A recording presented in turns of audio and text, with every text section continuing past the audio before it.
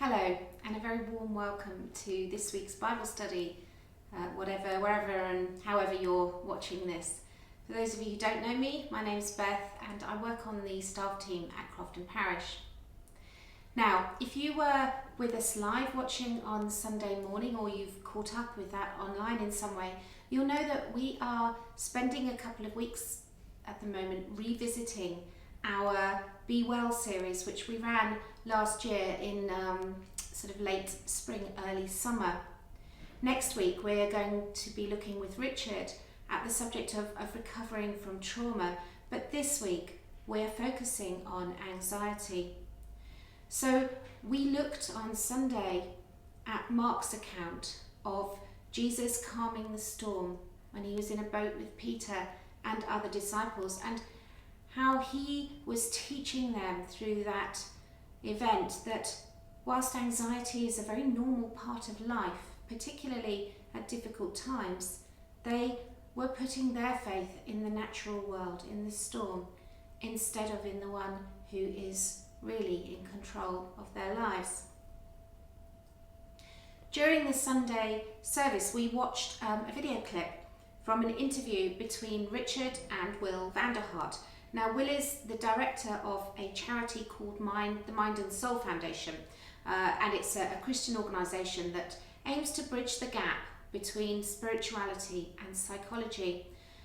And Will was explaining in that clip how our limbic systems work and how 2020 has put us all into an unnaturally long anxiety cycle, which is extremely bad for us. Well, we're going to watch another clip from that same interview now. The conversation has moved on, and what Will is now talking about is the different types of worry and how we can deal with those. So I'm going to put that clip on now and enjoy Will talking about this. Richard, I mean, the approach we should take with anxiety, unlike depression is an illness. Anxiety, is a healthy and adaptive aspect to our psyche. What we should never be trying to do is to be free of anxiety. In the way we might say, I want to be free of depression, I never want to be free of anxiety entirely. Actually, what I'm looking for is the right level of anxiety. So you think about a car alarm. A car alarm should only go off when a burglar smashes the window and tries to tear out the stereo. It shouldn't go off when a leaf falls off a tree and lands on the bonnet, or a squirrel whisks past its tail against the rubber tire. When we've been over adrenalized, when we've basically been we become hypersensitive to threats. So the volume's turned up on our anxiety system to the point where we become kind of jumpy and wired. At that point, we become hypervigilant of threats. So almost we begin scanning our environment for more threatening experiences. And that's precisely when we begin to tune into the news. So it becomes a self-fulfilling prophecy. Yeah. We become terrified, and then we find more reasons to be terrified. Wow. And so actually, it's our adrenal state that drives us to the news because we want to find reassurance and comfort. What we actually find is more and more threat. And so we have to be extremely disciplined. So, for example, during lockdown, I was getting up in the morning, watching the news again at lunchtime, watching the news again in the evening, and I wasn't sleeping well. Yeah. When I was sleeping, I was almost collapsing with a kind of a post-adrenal exhaustion. So what we're really looking for here is some discipline when we feel anxious. Now, one of the natures of our anxiety system is our hunger for reassurance. But what we have to do is tolerate uncertainty better. Yeah. And as Christians, we're uniquely placed to do that. So I like to sort of say, well, okay, Jesus, in Matthew chapter 6, loads of priests, they say, almost like it's a commandment, do not worry. Mm. But actually, it was never a commandment. Jesus never commanded, do not worry. What he said was, do not worry about tomorrow. Mm. Tomorrow will take care of itself. Today has enough troubles of its own. What Jesus is actually saying is, worry about today. That's actually what he's saying. You've got stuff to worry about today. Okay. Now, what the scripture is actually saying is don't catastrophize. Now that's excellent psychology. Yeah. We have to bring our focus into those things which actually are relevant to us in this moment and address those things. So this is the difference between what we call solvable worries, those things that really need our attention today, and floating worries. Those are things that actually might not even happen, I call them ants or gnats, negative automatic thoughts or automatic negative thoughts, whichever you like least. Yeah. They try and grab your attention and drive you from today into tomorrow. Okay. Corrie ten Boom says worry is, trying to spend the grace of today on the problems of tomorrow. It's not actually possible. So what should we do? We need to, so I, for example, in lockdown, reduced my news consumption and said I would only consume news before 9 a.m. That meant I had the whole day to work through whatever I had read or watched at that stage. Of course, if a big event happened, I would hear through my family that a big event happened, but my discipline was trying to say, I don't need this. I don't need to stay in this place.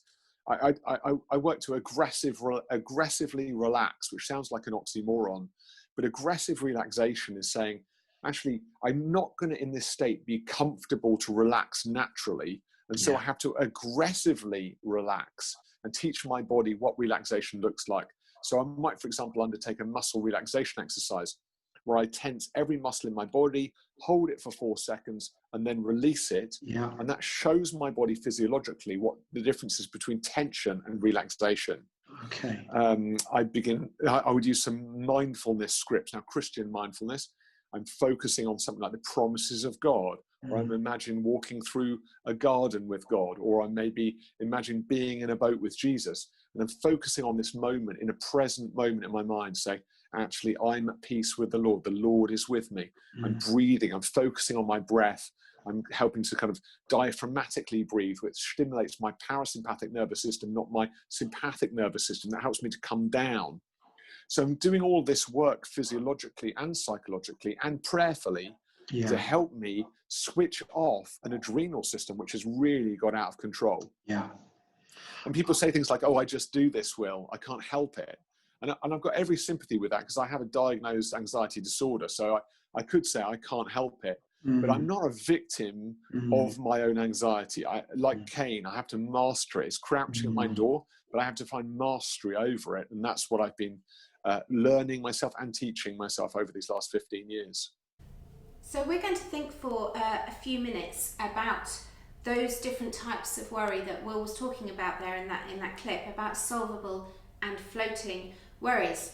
So by way of an example, my son Toby, who is now nearly 16 years old, when he was born, he developed within the very early weeks of his life, just the very first few weeks, an umbilical hernia.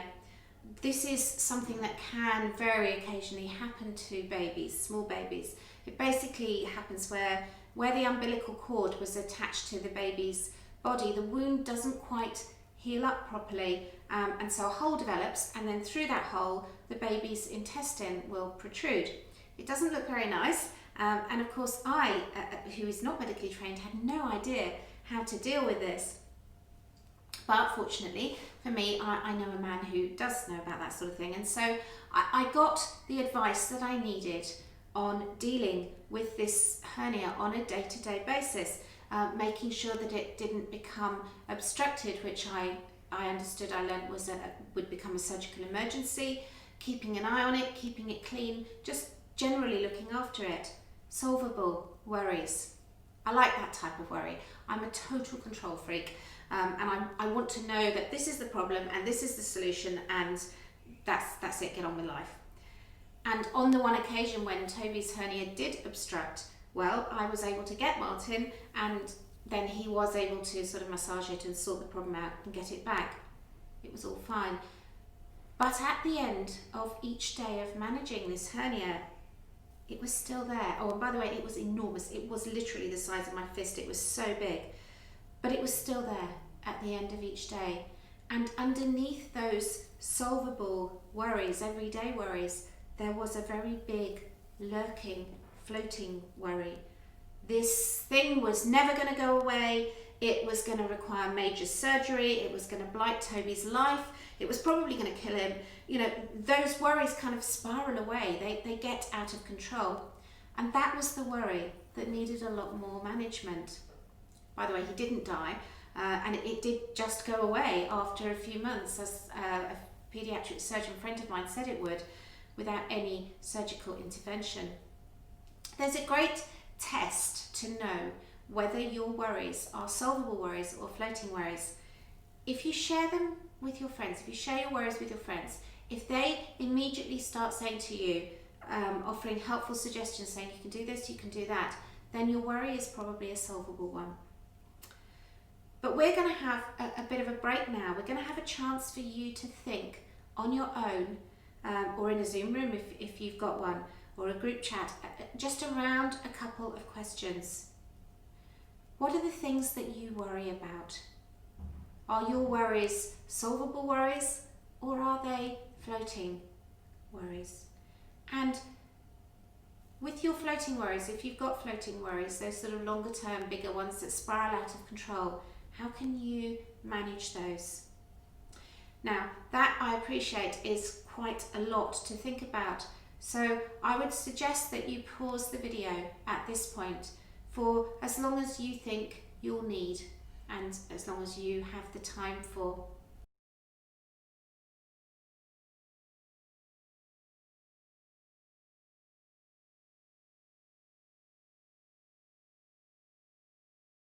Now, if you are struggling with anxiety or with worry, and it is perfectly natural and reasonable that you may well be doing that at the moment, there are things that you can do. There are places that you can go.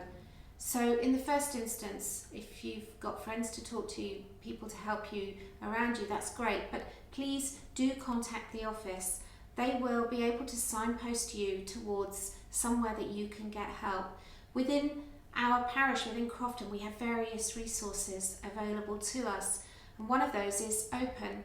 Now, Open is a support group for people with very low-level mental health worries. It runs in person once a month, and I think online on other weeks. It's available there for you if you feel that you need that. So do get in touch either by email or by phone if you need some help. But we are now going to turn our attention to the passage that we talked about on Sunday. It's only a short passage, so I'll just read it for us now. It comes from Mark chapter 4, verses 35 to 41. That day, when evening came, he said to his disciples, "Let us go over to the other side." Leaving the crowd behind, they took him along just as he was in the boat. There were also other boats with them. A furious squall came up, and the waves broke over the boat so that it was nearly swamped. Jesus was in the stern, sleeping on a cushion. The disciples woke him, and they said to him, "Teacher, don't you care if we drown?" He got up, rebuked the wind, and said to the waves, "Quiet, be still." Then the wind died down, and it was completely calm. He said to his disciples, "Why are you so afraid? Do you still have no faith?" They were terrified, and they asked each other, "Who is this? Even the wind and the waves obey him." There are 4 questions in this passage, and you will notice that not one of them gets a direct answer. Firstly, the disciples ask, "Don't you care if we drown?" And Jesus' answer to that after stopping the storm is just to ask another question. "Why are you so afraid?" Followed immediately by, "Do you still have no faith?" And then the disciples end the passage wondering amongst themselves who this man is that they are following. That question of Jesus, "Do you still have no faith?" That could be translated as, "Where is your faith?" Jesus is prompting his disciples to see that the critical factor in their faith is not how strong it is. It's not its strength, but it's the object of their faith. So, for example, if you were falling off a cliff and sticking out of the cliff is a branch, and a branch that is strong enough to hold you, but you don't know how strong the branch is. As you fall, you have just enough time to grab that branch. How much faith do you have to have in the branch that you're grabbing for it to save you? Must you be totally sure that it can save you? No, of course you don't. You only have to have enough faith to grab the branch. That's because it's not the quality of your faith that saves you, it's the object of your faith. It doesn't matter how you feel about the branch. what you know about the branch. All that matters is the branch itself, and Jesus is the branch. You know, a lot of the time when we read stories about the disciples kind of messing up a bit, we don't have an enormous amount of sympathy for them. They sometimes come over as being, really? You really think that, or you really don't think that? But this time, I think we have a lot of sympathy for them. I mean, they really do have a pretty good reason to be anxious, don't they? There is a storm, and it must be a huge storm because these guys are used to storms on that lake, and they are terrified. They genuinely think they are going to drown, and they see Jesus asleep when they think they're going to drown, and so they think, well, Jesus doesn't love us. But Jesus effectively says to them, look, if you knew how much I love you, if you really knew, you would have stayed calm. But we may well, very well think, well, I don't handle storms that well either. We've got a fair old storm that we're contending with right now here in 2020, and I think it's quite hard, if I'm honest, not to feel sorry for the disciples here. But then we have to remember, and here is the thing, we have a resource at our disposal that the disciples simply didn't have. We have a resource to enable us to stay calm and not to be so anxious, too anxious, in the face of our storms. And that very reason is the same reason that Peter and his friends changed from being these terrified men that they are now, later on in their lives, to be able to face very calmly the most severe troubles and often violent death without being too anxious. And there's a clue to why that happens right here in this account of Jesus calming the storm. You see, this account, as set out by Mark using Peter's eyewitness account, this is completely parallel and uses almost identical language to the story of Jonah from the Old Testament. We all know the story of Jonah on a boat, just like Jesus was, both boats overtaken by a storm. And in fact, the descriptions of the storms almost identical.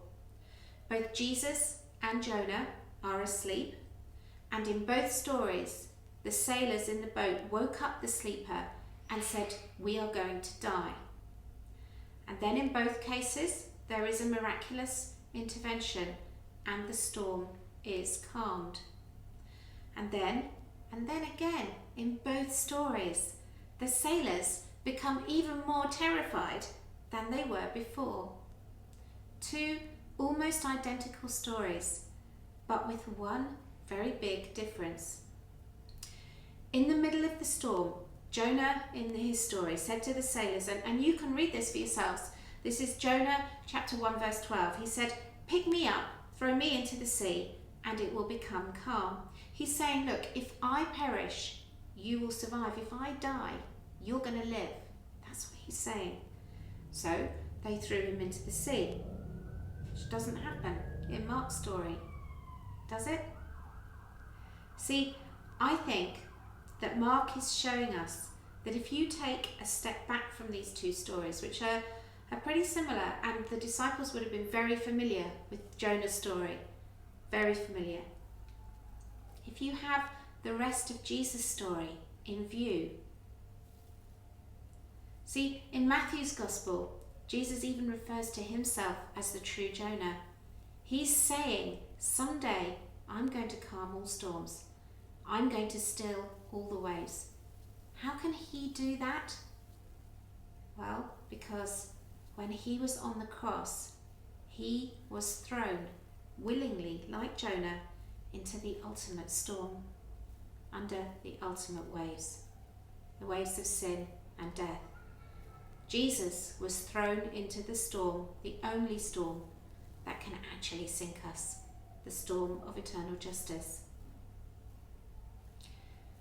And if the sight of Jesus bowing his head to the ultimate storm is burnt into our beings, into our very hearts, then we can never say, "God, don't you care? And if we know that he did not abandon us in that ultimate storm, then what on earth would make us think that he would abandon us now?